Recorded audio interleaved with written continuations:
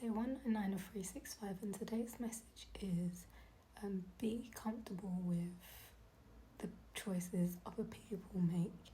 And what that also tells you is that you have to be comfortable with the choices that you make. And sometimes the choices that we make, especially when in our younger years, are coming from our higher self. And so an example is if you are essayed and that's the person's choice, the person that done that to you, that's the choice that they've made. You do not want to waste any time in your life trying to convince anyone that this thing has happened to you, this awful thing has happened to you. You shouldn't have to convince anyone. And it's not necessarily that people should just believe you, because unfortunately that's the way the world is, and sometimes people aren't truthful. But when you know that you are telling the truth, the Most High knows. Like it will sit on that person's soul for the rest of their life, and then some. It's for you to give yourself permission to actually heal, and don't take that on. And it's also not for you to feel like you have to play a role for other people to make other people feel better about not only their inability to comfort you in a time of great need, but their inability to recognize that they're also choosing. They're choosing to ignore the matter at hand.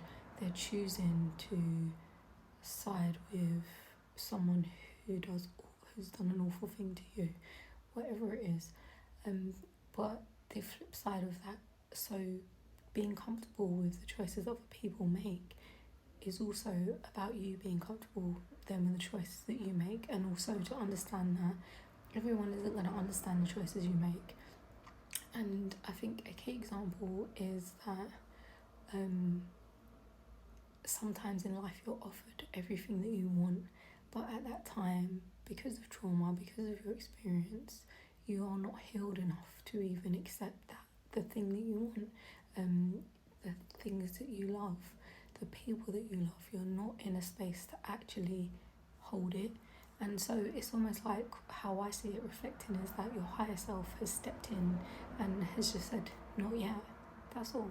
It's like, not never. We're not saying no for always, we're just saying no for now, because one, you're more than likely to cause yourself more harm because of being unhealed, and that trigger is happening for a reason. It's happening so that you can take yourself away and do the work that you need to do to ensure that when you are ready and you do step forward into the things that you want to do and love the people that you want to love, you're actually capable of doing it for real.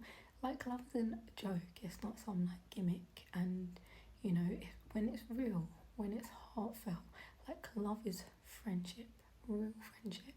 And I think that is something that is often so heavily overlooked. Like, people can sometimes frown upon friendship because they see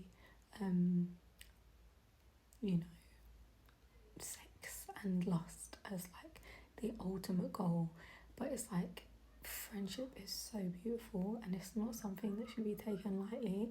Like, to be able to trust someone with yourself is such a beautiful and powerful thing. And so it's often also how we end up losing things, because we're not aware of the importance that friendship entails. But back to being comfortable with the choices you make. Your choices aren't always going to make sense, not only to other people, but to yourself. And I just want to say, be kind to yourself and have compassion. You won't get to 444 on the clock. You won't get to the place that you need to be, or where you are even right now, if you're not paying attention when your higher self instructs. And it's not like there's some big like calling and you get some, sometimes you're just, what seems like autopilot is actually your higher self stepping in and guiding you, because that's what you need at that moment in time. So that's it. Like, allow people to sit with the choices that they make, you know. And that's what I'm saying. I think the way the world is set up in such a way, like, where it suggests that we can bring about justice and blah blah blah. And we've seen, especially recently, I mean, it's always been the case, come on, let's be real. The way women are treated, period, is awful and has been awful for generations. And so, but especially a lot of the stuff from the news recently about, like, the judge's decision around serious things like rape is absolutely ridiculous. But the fact of the matter is, the external world gives this idea that it can bring about justice, and sometimes the reality is that people don't go to jail, people don't get the punishment that they deserve for doing terrible things. But I promise you, those things mark a human being's soul.